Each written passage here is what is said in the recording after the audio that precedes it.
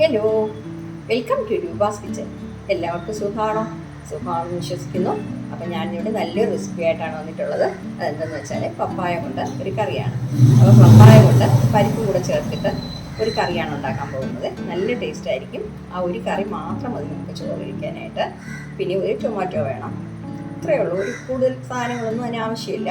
അപ്പം ഞാൻ പപ്പായയുടെ റെസിപ്പി നേരത്തെ ഇപ്പോൾ ഈ ഇടയ്ക്ക് തന്നെ ഒന്ന് അപ്ലോഡ് ചെയ്തിട്ടുണ്ടായിരുന്നു. അതെല്ലാവർക്കും ഇഷ്ടപ്പെട്ടിട്ടുണ്ടായിരുന്നു. ഓക്കെ, അപ്പോൾ നമുക്കിത് എങ്ങനെ ചെയ്യണമെന്നുള്ളത് കിച്ചനിലോട്ട് പോയി നോക്കാം. അപ്പം ഞാൻ ആ പപ്പായ കറി ഉണ്ടാക്കാനായിട്ട് പകുതി പപ്പായ എടുത്തിട്ടുണ്ട്. പകുതിയുടെ ആവശ്യമേ ഉള്ളൂ എനിക്ക്, അതുകൊണ്ടാണ് ഞാൻ ആ പകുതി എടുത്തത്. അപ്പം ഈ പകുതി പപ്പായക്ക് ഇത് മീഡിയം സൈസിലുള്ള ഒരു പപ്പായയാണ്. അപ്പം ഞാൻ പറയുന്ന അളവുകളൊക്കെ ശരിയായിരിക്കും. ഞാൻ ഇതിന് 3 പച്ചമുളകാണ് ചേർക്കുന്നത്. നിങ്ങൾക്ക് കുറച്ച് മുളക് പൊടിയുടെ വേണമെങ്കിൽ ചേർക്കാം, എരിവ് വേണമെന്നുള്ളവർ. ഇതിപ്പോൾ നോർമൽ എരിവാണ്, എരിവ് കൂടുതലുമില്ല തീരെ കുറവുമില്ല, അങ്ങനത്തെ എരിവാണ് ഞാൻ 3 പച്ചമുളക് ചേർക്കുമ്പോൾ കിട്ടുന്നത്. ഇനിയിപ്പോൾ നമ്മൾ എന്ത് ചെയ്യണമെന്ന് വെച്ചാൽ ഇതിൻ്റെ തൊലിയൊക്കെ മാറ്റിയിട്ട് നമ്മൾ അത് ചെറിയ പീസസ് ആയിട്ട് കട്ട് ചെയ്ത് വെക്കണം. അതെല്ലാവർക്കും അറിയാമല്ലോ. തൊലി ഇങ്ങനെ ഒരു പീലർ ഉണ്ടോ, ഇല്ലാന്നുണ്ടെങ്കിൽ ഇതുപോലൊരു കത്തിയുണ്ടോ, തൊലിയൊക്കെ മാറ്റിയിട്ട് അകത്ത് ഈ കുരു ഉണ്ടെങ്കിൽ അതൊക്കെ മാറ്റിയിട്ട് നമ്മൾ ചെറിയ പീസസ് ആക്കി കട്ട് ചെയ്തെടുക്കാം. പിന്നെ ഇതിൻ്റെ കൂടെ ചേർക്കാൻ പോകുന്നത് ഞാൻ പിന്നെ ഒരു കൈ പരിപ്പ്, തോരൻ പരിപ്പാണ് ഞാൻ ചേർക്കാൻ പോകുന്നത്. അതായത് ഒരു കൈ എന്ന് പറയുമ്പോൾ നമ്മുടെ ഒരു സ്പൂൺ ഉണ്ടല്ലോ, ചെറിയ സ്പൂണ്, അതായത് ഇതുപോലത്തെ ഒരു കരണ്ടി ഉണ്ടോ, ഇതിനൊരു കരണ്ടി വരും. പിന്നെ എല്ലാന്നുണ്ടെങ്കിൽ നമ്മുടെ കൈക്ക് ഒരു കൈ തോരൻ പരിപ്പ് മതി. പക്ഷെ പരിപ്പ് കൂടിപ്പോണ്ട കേട്ടോ. പിന്നെ ഈ പപ്പായയുടെ ടേസ്റ്റ് അങ്ങ് തീരെ കാണത്തില്ല. പരിപ്പ് കൂടിപ്പോണ്ട, അത്രയും പരിപ്പ് മതി. അതായത് ഇത്രയും പപ്പായക്ക് അത്രയും പരിപ്പ് മതി. പരിപ്പ് കുറച്ച് കുറഞ്ഞാലും കുഴപ്പമില്ല, പക്ഷെ കൂടിപ്പോവരുത്. ഓക്കെ, അപ്പൊ നമുക്കിത് കട്ട് ചെയ്യാം. അപ്പൊ ഞാൻ പരിപ്പ് കഴുകിയിട്ടുണ്ട്. കുക്കറിൽ ഇട്ട് കൊടുക്കാം. കുറച്ചുകൂടെ വെള്ളം ഒഴിച്ചു കൊടുക്കാം.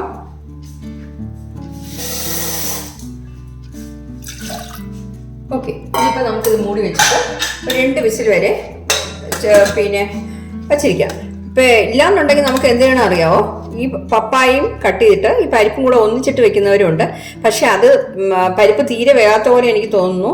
ഇതിപ്പോൾ നമ്മൾ 2 വിസിൽ വെച്ചിട്ട് നല്ല രീതിയിൽ അത് ഉടഞ്ഞു കിട്ടും, വെന്ത് കിട്ടും. അതിനുശേഷം നമ്മൾ പപ്പായ ഇട്ടിട്ട് വീണ്ടും 2 വിസിൽ വെക്കുകയാണെങ്കിൽ നമ്മുടെ കറി പെട്ടെന്ന് തന്നെ നല്ലതായിട്ട് റെഡിയാകുകയും ചെയ്യും. നമ്മുടെ പരിപ്പ് ഇങ്ങനെ തുരുതുരാന്നിങ്ങനെ കിടക്കത്തില്ല.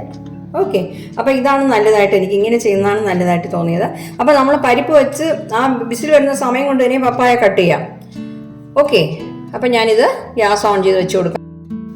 അപ്പം ഞാൻ അത് മുഴുവൻ ഇതുപോലെ കട്ട് ചെയ്തിട്ടുണ്ട്. ഇനി നല്ല രീതിയിൽ കഴുകിയിട്ട് നമുക്ക് കുക്കറിൽ ഇട്ട് കൊടുക്കാം. അപ്പം നമ്മുടെ കുക്കർ തുറന്ന് നോക്കാം. ഞാൻ 2 വിസിൽ വന്നിട്ടുണ്ട്.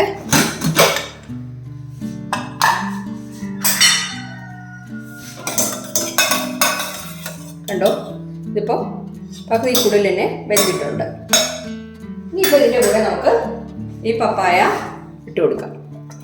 നല്ല കഴുകിയതാണ്, അതിട്ട് കൊടുക്കാം. അത് കഴിഞ്ഞിട്ട് ഞാനിപ്പോൾ ഇതിൻ്റെ കൂടെ 3 പച്ചമുളക് ഇട്ട് കൊടുക്കുന്നുണ്ട്. 3 പച്ചമുളക് കട്ട് ചെയ്താണ്. നിങ്ങൾക്ക് മുളക് പൊടി വേണമെന്നുണ്ടെങ്കിൽ ചേർക്കാം, കുറച്ച് എരി വേണമെന്നുണ്ടെങ്കിൽ ചേർക്കാം. പക്ഷേ മുളക് പൊടി ചേർക്കുമ്പോൾ അതിൻ്റെ കുറച്ച് കളറ് കാണും. ഇതാവുമ്പോൾ നല്ല പിന്നെ യെല്ലോ കളറായിരിക്കും കിട്ടുന്നത്. മറ്റേത് അങ്ങനെയല്ല, കുറച്ച് കളർ മാറും. അത് വേണമെങ്കിൽ ചേർത്തോളാം കേട്ടോ. ഇപ്പോൾ ഒരു 1/4 ടീസ്പൂൺ മഞ്ഞൾപ്പൊടി ചേർക്കാം. ഓക്കെ, ഇതിൻ്റെ കൂടെ നമ്മൾ ഇനി ഒരു ടൊമാറ്റോയും കൂടെ ചേർക്കണം. അതായത് ഒരു ടൊമാറ്റോ മതി, കൂടുതൽ പുളിയുടെ ആവശ്യമില്ല അതിന്. അതുപോലെ തന്നെ നമ്മുടെ പരിപ്പും കൂടുതലിടണ്ട കേട്ടോ. പരിപ്പ് മുന്തി നിൽക്കണ്ട, കുറച്ച് മതി. ഞാനിപ്പോൾ 1 സ്പൂണല്ലേ കാണിച്ചത്. അതായത് നമ്മുടെ കൈക്ക് ഇങ്ങനെ ഒരു കൈ പരിപ്പ് എടുത്തിട്ട് ഇട്ട് കൊടുക്കാം. പക്ഷേ അതില്ല, കുറച്ച് കുറഞ്ഞെങ്കിലും കുഴപ്പമില്ല, പക്ഷെ കൂടിപ്പോണ്ട. അപ്പോൾ ഈ ടൊമാറ്റോ ഒന്ന് നമുക്കിതിലിട്ട് കൊടുക്കാം.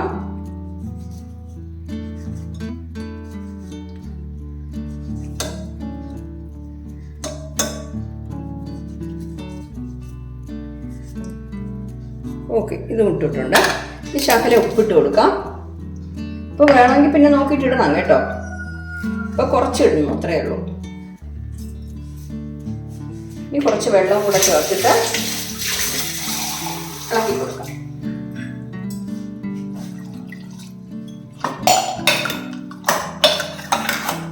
ഇനി പരിപ്പെല്ലാം കൂടെ നല്ലപോലെ മിക്സ് ചെയ്യണം. പരിപ്പ് കട്ടായിട്ട് അടി നിൽക്കാൻ പാടില്ല, എങ്കിൽ അത് പരിപ്പ് അടിയിൽ പിടിച്ചു പോകും. ഓക്കെ, അപ്പോൾ ഇതെല്ലാം കൂടെ ഒന്ന് മൂടി വെച്ചിട്ട് 2 വിസിൽ വെച്ചിരിക്കാം. ഈ 2 വിസിൽ വരുന്ന സമയം കൊണ്ട് നമുക്ക് അതിനുള്ള അരപ്പ് തയ്യാറാക്കാം.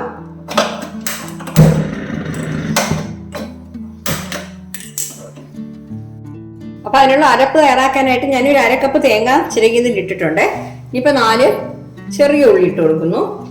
അത് കഴിഞ്ഞിട്ട് ഒരു 1/4 ടീസ്പൂൺ മഞ്ഞൾപ്പൊടി ചേർക്കാം. നമ്മൾ ആദ്യം കുറച്ച് മഞ്ഞൾപ്പൊടി ഇട്ടിട്ടുണ്ട്. ഇപ്പോൾ ഈ അരപ്പിനൊരു കളർ കിട്ടാൻ വേണ്ടിയിട്ടാണ്. പിന്നെ ഒരു 1/2 ടീസ്പൂൺ ജീരകം ഇട്ട് കൊടുക്കാം. കണ്ടോ, ഒരു 1/2 ടീസ്പൂൺ ജീരകം. അപ്പോൾ ഇതെല്ലാം കൂടെ ശകലം വെള്ളം ഒഴിച്ച് നല്ല രീതിയിൽ അരച്ചെടുത്തിട്ട് വരാം. ഇപ്പം നിങ്ങൾക്ക് മുളക് പൊടി ചേർക്കണമെന്നുണ്ടെങ്കിൽ ആ പച്ചമുളകിൻ്റെ എരിവ് നോക്കിയിട്ട് ഇതിന് ശകലം മുളക് പൊടി വേണമെങ്കിൽ ചേർക്കാം. ഞാനിപ്പോൾ ചേർക്കുന്നില്ല. അപ്പം ഞാനത് അരച്ചെടുത്തിട്ടുണ്ട്. ഇനിയിപ്പോൾ നമുക്ക് ആ ഫ്ലെയിം ഓഫ് ചെയ്തിട്ട്, അതായത് 3 വിസിൽ വന്നു, ഞാൻ ആ ഫ്ലെയിം ഓഫ് ചെയ്തിട്ട് ആ സ്റ്റീം അത്രയും പോയതിന് ശേഷം നമുക്ക് തുറന്നെടുക്കാം. ഇപ്പോൾ 2 വിസിൽ വന്നു, സ്റ്റീമൊക്കെ പോയിട്ടുണ്ട്. നമുക്ക് തുറന്നു നോക്കാം. അപ്പം ഞാൻ ഗ്യാസ് ഓൺ ചെയ്തു. ഇനിയിപ്പോൾ നമുക്ക് ഇറക്കി നോക്കാം. കണ്ടോ, നമ്മുടെ പരിപ്പ് നല്ല രീതിയിൽ വെന്തിട്ടുണ്ട്. നമ്മുടെ കപ്പളങ്ങ, അതായത് പപ്പായ, ഇത് നല്ല രീതിയിൽ വെന്ത് കിട്ടിയിട്ടുണ്ട്. അപ്പം കണ്ടോ, നല്ല രീതിയിൽ. അപ്പം പപ്പായ തീരെ ഉടഞ്ഞു പോകണ്ട കേട്ടോ. ഉടഞ്ഞു പോയാൽ ആ കറിയുടെ മാറിപ്പോകും. അതുകൊണ്ട് തീരെ ഉടയ്ക്കണ്ട. അതിന് വേണ്ടിയാണ് ഞാൻ നേരത്തെ പരിപ്പിട്ടത്. എന്ന് വെച്ചാൽ പരിപ്പിനെ നമ്മൾ ഉടച്ചെടുക്കുമ്പോൾ പപ്പായ കൂടെ അതിൽ ഉടഞ്ഞു പോകും. കണ്ടോ, ഈ അരപ്പ് ഇട്ട് കൊടുക്കാം.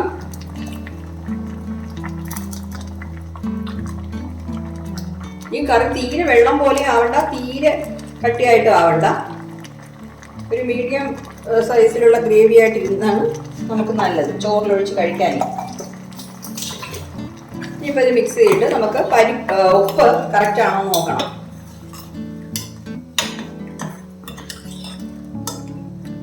നേരത്തെ കുറച്ച് ഉപ്പിട്ടിട്ടുണ്ട്.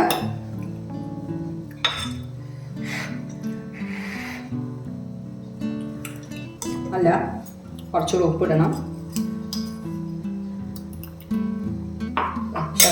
ഇടുന്നുണ്ട്. ശരി, പുളിയില്ലാത്ത കറി ആയതുകൊണ്ട് ഉപ്പ് പെട്ടെന്ന് കൂടിപ്പോകും. അതുകൊണ്ട് ഉപ്പ് സൂക്ഷിച്ച് വേണം ചേർക്കാൻ. അപ്പോൾ ഇത് തിളച്ച് വരുമ്പോൾ നമ്മൾ 5-6 പ്രാവശ്യം ഇങ്ങനെ ഇളക്കി കൊടുക്കണം. എന്നിട്ട് നല്ലൊരു തിള വരുമ്പോൾ ഓഫ് ചെയ്യണം. അത്രയേ ഉള്ളൂ. ഒരുപാട് സമയമായിട്ട് അങ്ങ് തിളപ്പിക്കേണ്ട.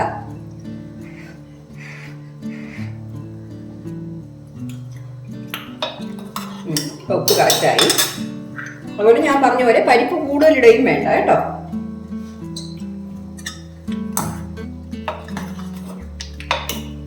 തേങ്ങയുടെ പച്ചച്ചോ ഒന്ന് പോകണം, അത്രയേ ഉള്ളൂ.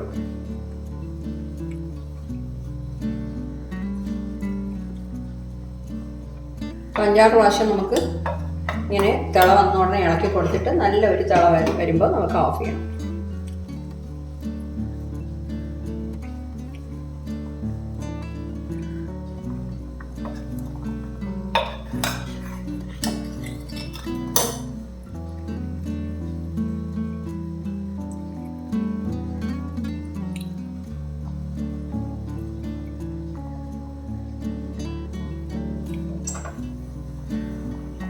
നല്ല തിള വരുന്നു, നമുക്ക് ഫ്ലെയിം ഓഫ് ചെയ്യാം. ഓക്കെ, കണ്ടോ, തീരെ കട്ടിയല്ല തീരെ വെള്ളമല്ലാത്ത രീതിക്ക് ആയിട്ടുണ്ട്. അപ്പോൾ ഫ്ലെയിം ഓഫ് ചെയ്യുന്നേ.